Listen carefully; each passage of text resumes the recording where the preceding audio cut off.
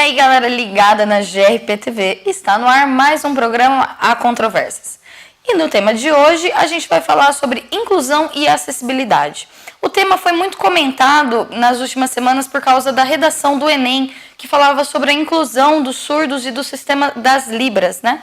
E para falar sobre o tema, a gente trouxe duas convidadas também. Mas antes de eu apresentá-las, nós vamos para um vídeo de 1 minuto do meu querido amigo e multiartista, Maicon Zambido.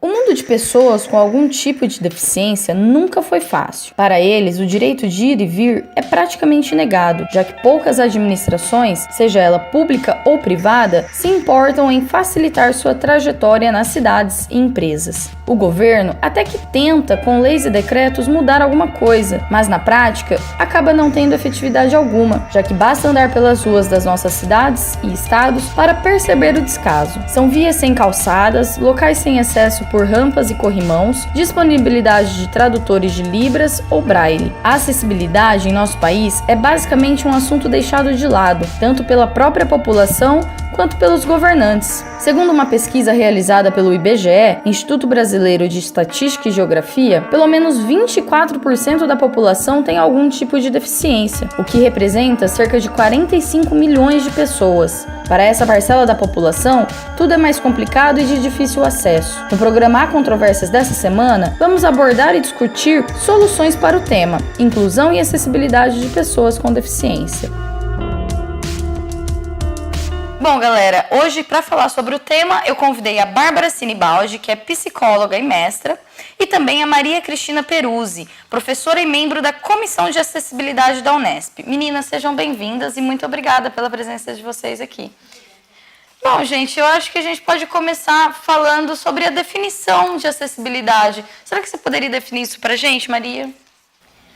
Pois bem, acredito que, bom, primeiro, né, a acessibilidade ou o direito de ir e vir está assegurado, né, pela Constituição Federal, embora quase sempre isso seja muito mais lenda, né, do que uma verdade, né, mas é garantir que todos nós, independente, né, das suas potencialidades ou limitações, que consiga, né, o deslocamento adequado, seja para, né, em direção ao trabalho, seja para lazer, seja, né, para buscar condição de saúde, enfim, independente do que busca, é que tenhamos as condições necessárias para irmos e virmos, com menor dependência possível, né, do outro. Então, acredito que talvez, pelo menos para mim, seja o que mais se aproxime, né, de acessibilidade. Então, acima de tudo, é um direito, né?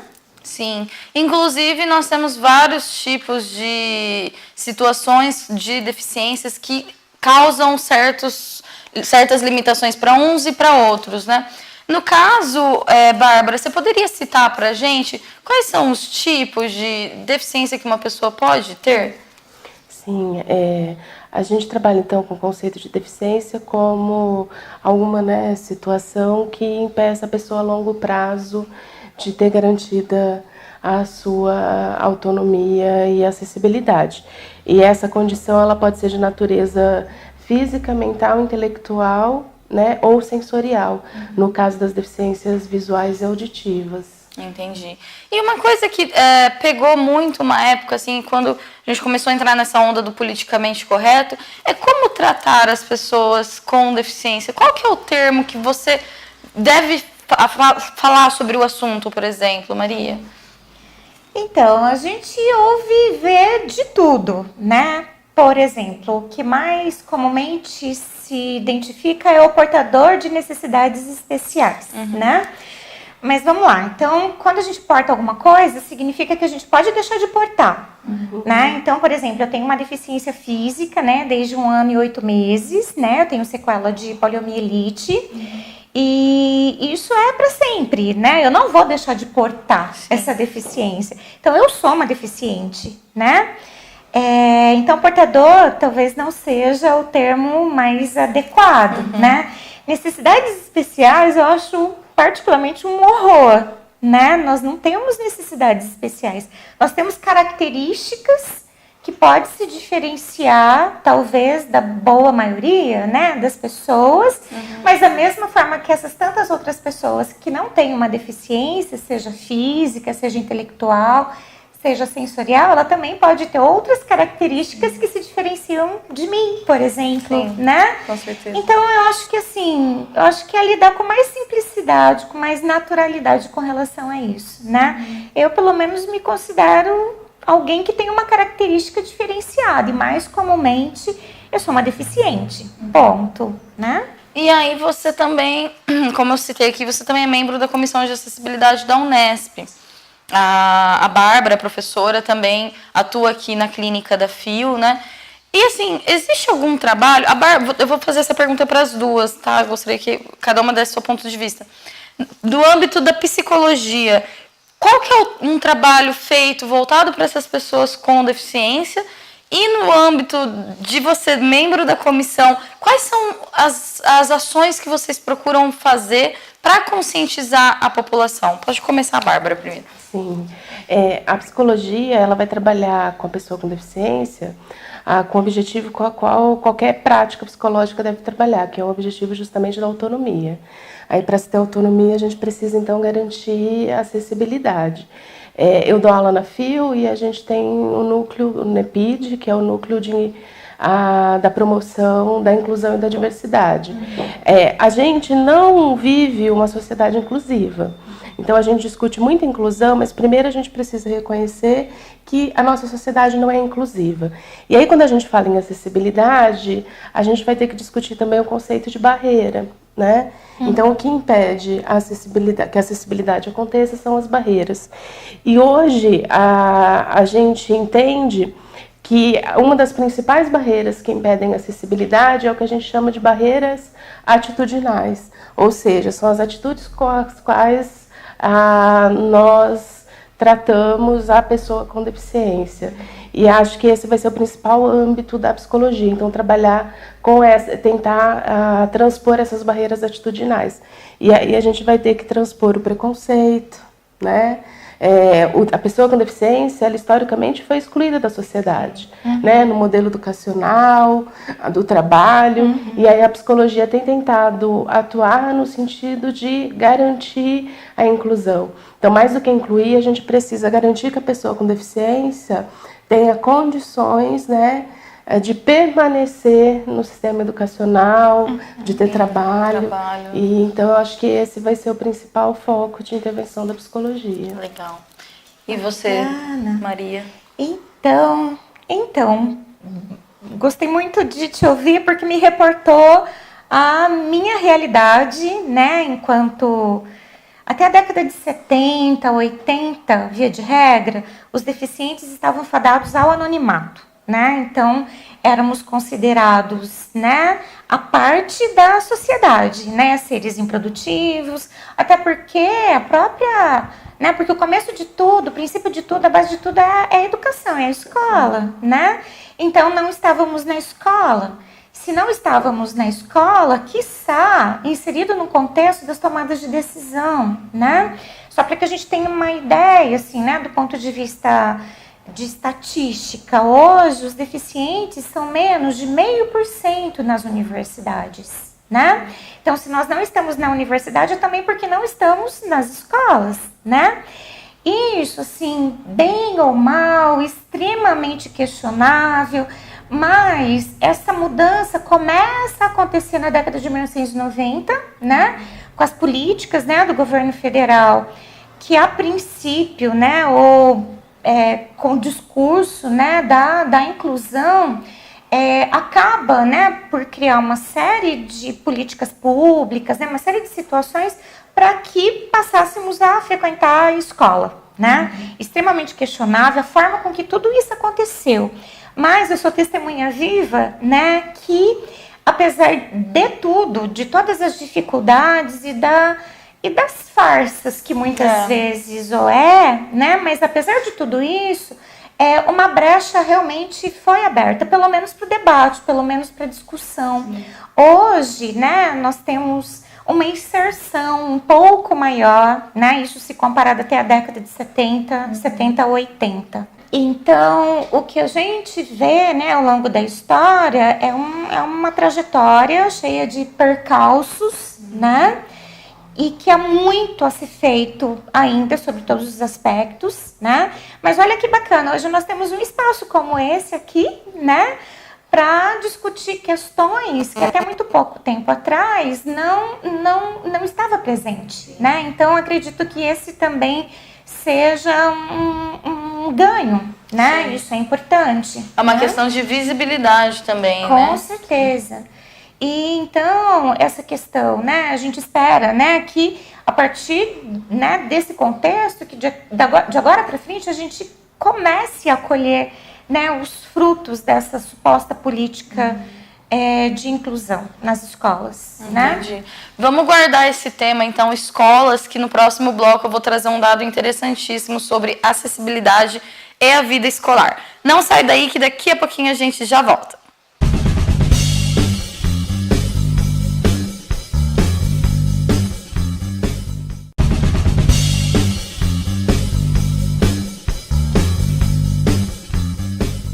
E aí, galera, estamos de volta com o segundo bloco do programa Há Controvérsias. Hoje eu estou recebendo a Bárbara Sinibaldi e a Maria Cristina Peruzzi para falar sobre inclusão e acessibilidade. Bom, gente, como eu comentei no bloco anterior, eu queria trazer um dado escolar que me chamou muita atenção, que é do Censo Escolar de 2014, do INEP. Ele apontou que 3 em cada 4 escolas não têm itens básicos de acessibilidade, como rampas, corrimãos e sinalização. Aí eu queria entrar nessa pergunta mais pessoal para você, Maria. Você falou, a gente não está nas escolas, a gente não está nas universidades. Como que é ter que ultrapassar essas barreiras que a Bárbara pontuou para a gente? Quais são essas barreiras? E como que vocês fazem para superá-las? Eu penso que é domar 5 leões por dia, porque matar é fácil, né? Então a questão é o desafio é domar, né?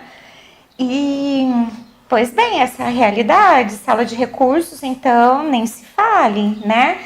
E aí, quando a gente fala dessa questão da acessibilidade, da deficiência, a gente fala de múltiplas deficiências, né? Então, vamos imaginar numa sala, né, onde nós temos tempos de aprendizagem diferentes, né? Sim. Então, eu tenho surdo que vai aprender num tempo diferente de um mudo, né, que vai aprender num tempo diferente, né, da surdo-cegueira, que essa é uma deficiência que existe, né? Então, a comunicação é na palma da mão, né? E fora tantas as outras peculiaridades. Então, quer dizer, a rampa, o texto em braille, libras, eu acho que nem é o que mais se destaca, mas a questão é, o profissional que está ali para atender essas múltiplas, né, peculiaridades, né, e todo o conjunto da obra, quer dizer, não é à toa, né, que nós também, que eu reforço a informação, né, de que nós não estamos nas escolas, que nós não estamos nas universidades, embora muito certamente tenhamos potencialidades para tal, né? Então eu penso que assim como uma boa parcela da população marginalizada, a gente é de teimoso mesmo que a gente vive, né? Assim, superar essas dificuldades é mais um atestado de sobrevivência. E eu não digo que é só não é só o deficiente, né? Existem outras peculiaridades na sociedade que também se esbarra, né, numa série de situações, né? E quem está do outro lado também, né? A direção, né? A professora, o professor, né? Por isso que eu considero tão questionável essa política da inclusão, né? A forma com que ela foi concebida é ultrajante, né? Eu já ouvi relato de uma professora durante uma situação de um curso de formação continuada de professor, que ela descreveu uma cena de que um aluno traqueostomizado, eu acho que é assim que fala, né? Que ele quase morreu em sala, porque ele engasgou, não tinha nenhum professor, né? Nenhum profissional da área de saúde, e essa criança ela poderia ter vindo a óbito, né? Então, embora, assim, né? Por um lado, né? Eu acredite que existem muitos ganhos, né, na suposta política de inclusão, mas a forma com que ela foi concebida, ela gera muitos entraves e muitos riscos, né? E muitas responsabilidades, né? Que é transferida principalmente para a figura do professor. Né? Mas não é tranquilo. Eu, particularmente, descrevo a seguinte situação. Eu passei toda a educação básica sentada no alto da escada. Porque na minha escola, era uma escola, né, convencional e não tinha nenhuma forma de acessibilidade. Né? Enfim, então... E essa é a nossa realidade. Né? Acho que esse é um paradoxo que a gente vive, porque se a gente não tiver políticas que garantam a inclusão, a gente nunca vai estar prontos para incluir. Então é uma dificuldade da pessoa com deficiência que tenta ser incluída e também dos profissionais que a gente tem que reconhecer que não estamos prontos. Né? Então, isso que eu ia falar. O próprio governo quer fazer uma inclusão, apoia projetos e tal, mas não dá uma infraestrutura básica, né? Porque, por exemplo, como que uma professora vai conseguir dar aula para alunos com deficiência, sendo que o menino talvez não tenha uma rampa de acesso caso ele seja cadeirante, um aluno surdo não tem acesso a uma aula de Libras. Outra coisa também que eu questiono muito, a Libras era uma coisa que deveria ter para todas as pessoas, porque se só a pessoa que é surda, então, tem que saber se comunicar dessa forma, como que ela se comunica com o resto da sociedade? Né? Então, eu acho que é claro que leis por si só não modificam práticas sociais, mas eu acho que a gente tem leis importantes que já garantem direitos e a gente precisa divulgar essas leis. Acho que essa é uma das funções importantes, tanto os nossos profissionais quanto da militância da pessoa com deficiência.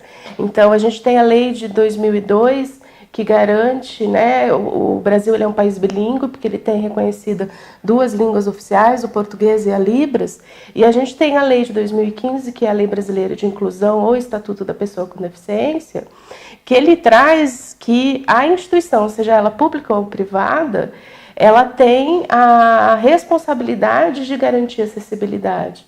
Então, eu acho que é muito importante a gente divulgar, né, e ter espaços como esse para falar sobre isso, porque eu acho que tanto a pessoa com deficiência quanto os profissionais desconhecem o que já está preconizado.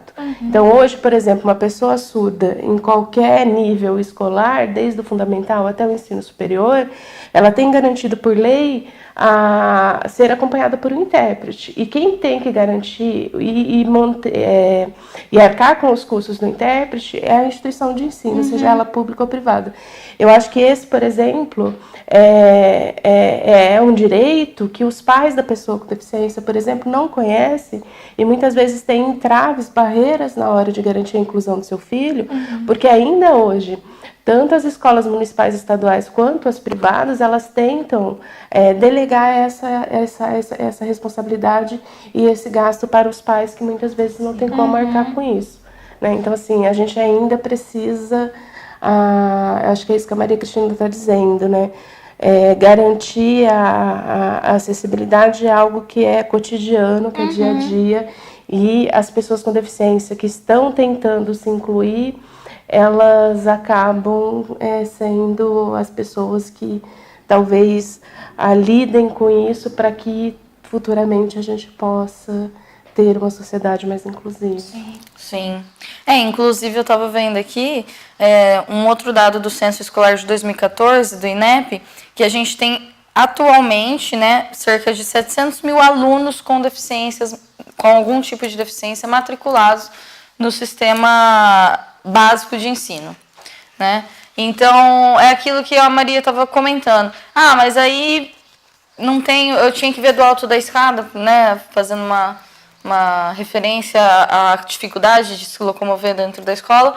E a cidade, né, Maria? Porque, por exemplo, tem as vagas reservadas para cadeirantes, idosos, pessoas com qualquer tipo de deficiência mesmo, mas eu acho que essa é uma pergunta que a gente pode até jogar para o segundo bloco, para o último bloco, porque nosso tempo está acabando e eu queria que você falasse bem qual que é a realidade da gente que vive no interior, ou não sei se você já viveu em grandes cidades, a gente pode comentar isso também.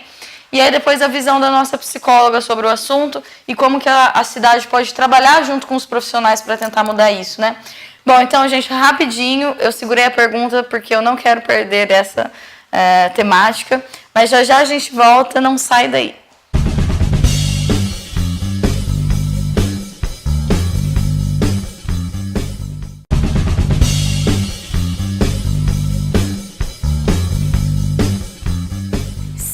de volta com o terceiro e último bloco do programa Há Controvérsias. O tema de hoje é inclusão e acessibilidade. Para falar sobre o tema, está aqui a psicóloga Bárbara Sinibaldi e a Maria Cristina Peruzzi, que é professora e membro da Comissão de Acessibilidade da Unesp. Bom, gente, como eu falei no bloco anterior, vou começar com essa pergunta com você, Maria, porque eu acho que é uma questão de experiências, né? Qual que é a sua experiência com a mobilidade aqui em Ourinhos? As piores possíveis. Tem dela. a falta dela, né? A falta de acessibilidade, a falta de... Tem uma coisa que eu acho que eu preciso registrar isso, porque eu estava esperando uma oportunidade. Tem uma coisa que eu abomino, que eu acho um traje, é aquela plaquinha. Temos rampa para cadeirante. Aquilo é...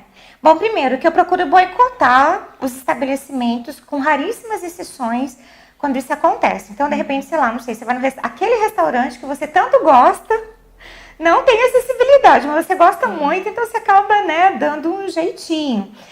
E eu penso que, para além da questão do direito, né, acaba parecendo que nós precisamos, assim, meio que mendigar, né, ficar implorando para que aquilo que nos é de direito, né, de verdade esteja ao nosso alcance. Primeiro, é constrangedor, você tem que chamar a moça lá dentro da loja, né, pedir para que coloque a bendita da rampa. Às vezes aquela rampa ela já está meio pendente, né? Não se usa muito. Então, isso cria uma situação de risco, né? Então, o ideal é que não precise. Quando a gente fala de autonomia, né? Significa que eu não preciso. E se eu fosse cega, surda, muda?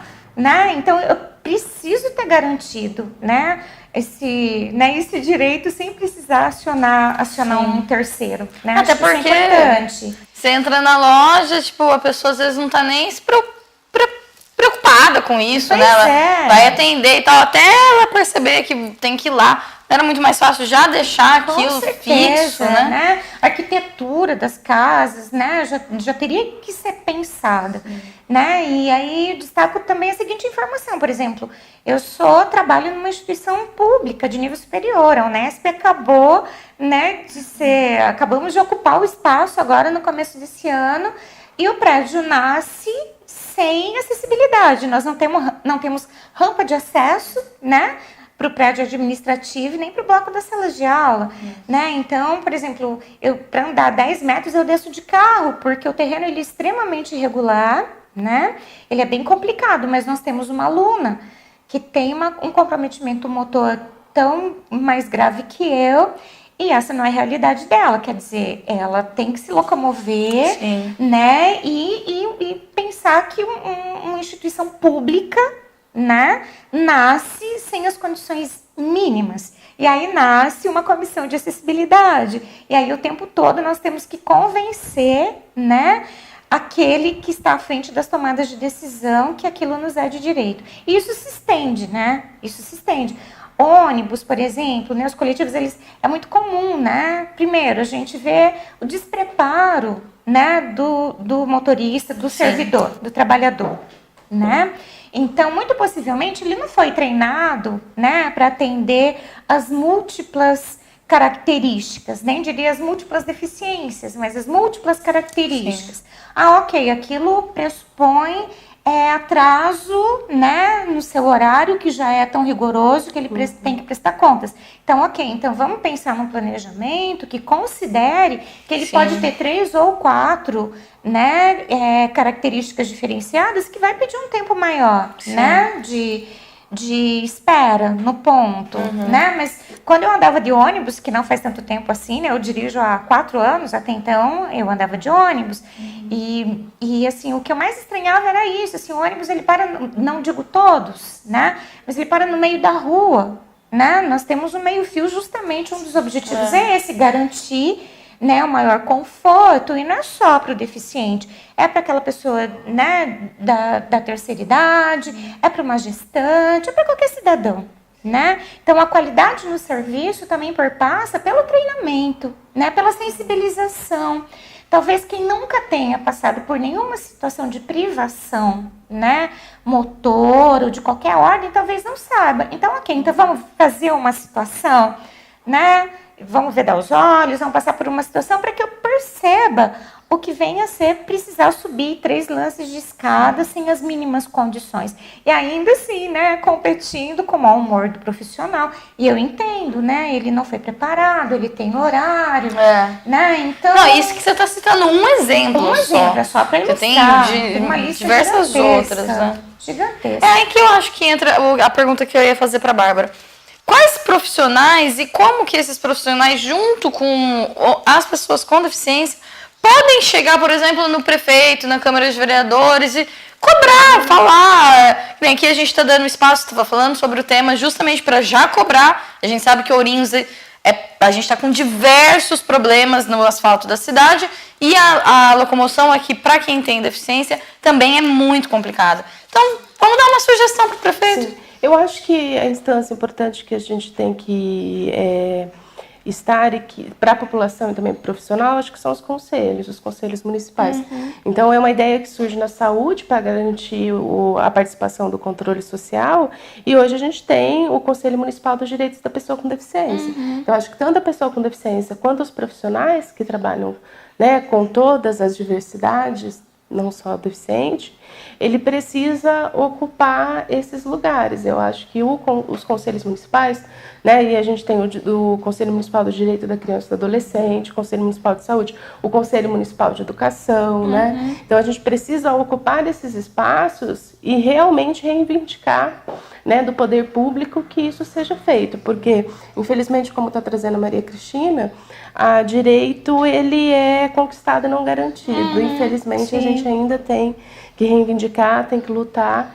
E eu acho que não só a psicologia, mas as áreas profissionais de uma forma geral, a gente tem que garantir a voz da pessoa com deficiência, a voz de todas as diversidades. Porque aí a gente vai ter que ver também que na deficiência também vai aí estar transversalizado todos os outros marcadores sociais, né? De gênero, de etnia e raça, de classe social, né? Então eu acho que a gente acha que a gente só vai lidar com o deficiente, eu acho que essa é uma questão histórica desse processo de exclusão, quando a gente trabalha em instituições especializadas na deficiência. Então a gente tem que pensar, né, a gente tem que efetivar a ideia de que lidar com a deficiência é algo do dia a dia, porque é algo que diz da nossa cidadania, né? Sim. Então a gente precisa ocupar mais esses espaços públicos de fiscalização e garantia de direitos. O que você falou mesmo, entra como um terceiro órgão regulador, né, um quarto órgão regulador, porque assim, a gente não... Os cidadãos, em geral, não têm muito feedback das coisas, né, dos governos. Tanto seja municipal, estadual, federal. Até porque a gente entende, complicado, né? O cara tem que lidar com diversos problemas de uma cidade, de um estado, de um país. Mas eu acho que se a gente também deixa de falar sobre o assunto, deixa de cobrar, o tema passa batido. Né? E aqui em Ourinhos, que nem tem gente que não sabe que para você pegar a vaga especial, seja de idoso ou de pessoa com deficiência, você tem que ter um cartão. Você tem que se inscrever na Secretaria de Trânsito da sua cidade. Então não pode simplesmente, eu tenho deficiência, posso parar aqui. Não. Então assim, você tem que se locomover para ir para outro lugar, para conquistar um direito de ter uma vaga na hora de você ter que fazer seu trajeto à tarde, de manhã, etc. de carro. Então assim, é complicado, né? Tem muitas limitações mesmo, né, Maria? E eu penso que se as cidades, né, se o planejamento fosse pensado para essas peculiaridades, todos se beneficiariam, né? Então, uma guia rebaixada desde o carrinho do bebê, carrinho do supermercado, a gente está chegando de viagem, está sem grana para o táxi, para o ônibus, você vai a pé, né? Então, quebrar com alguns paradigmas, né? E dar uma desmistificada, né? E principalmente, assim, principalmente quando a coisa vem do poder público, criar todo um espetáculo, né, sobre coisas, né, que na verdade é um serviço para a população de maneira geral, né? Então nós não somos especiais, não existe nada de especial, pelo contrário, nós somos só cidadãos, né? E que precisamos fazer valer, né? Esses tantos direitos, né? E que os benefícios com certeza se estenderiam para todos, né? Então, eu penso que o caminho é tão simples. Se a gente começa fazendo certo, não precisa de paliativo, Sim. né? Então, é começar já pensando vai pensar no planejamento em um prédio, seja ele público, seja ele, né? Que já pense, para quem será, né?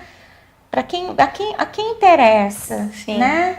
Então, eu acho que o caminho é mais ou menos esse. Né? Eu acho que é importante a gente reforçar também que não adianta a gente criar leis, criar cotas, criar coisas, se a gente não incentiva a inclusão verdadeira, se a gente não discute sobre isso na sociedade e principalmente não cobra a inclusão e acessibilidade dos nossos governantes.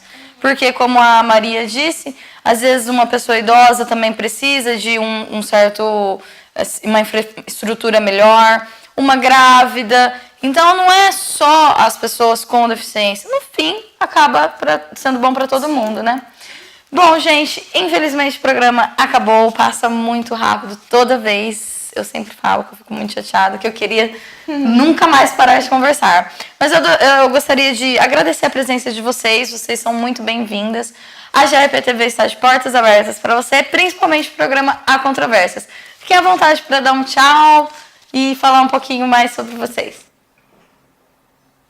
Foi um prazer. Obrigada pelo espaço, muito importante. A gente espera que, de verdade, né, a voz da minoria, não que eu represente, mas eu acho que de alguma maneira sim, né? Mas que todos aqueles, né, que se sentem excluídos ou marginalizados, que eles encontrem também voz, né, nessa sociedade que por si só já se caracteriza por ser tão excludente, né? Então, que esse seja, né, uma gotinha aí nesse oceano aí, né? Muito obrigada. Eu agradeço o espaço e espero que a gente tenha cada vez mais a oportunidade de discutir temas como esse. Tá ótimo, obrigada, queridas.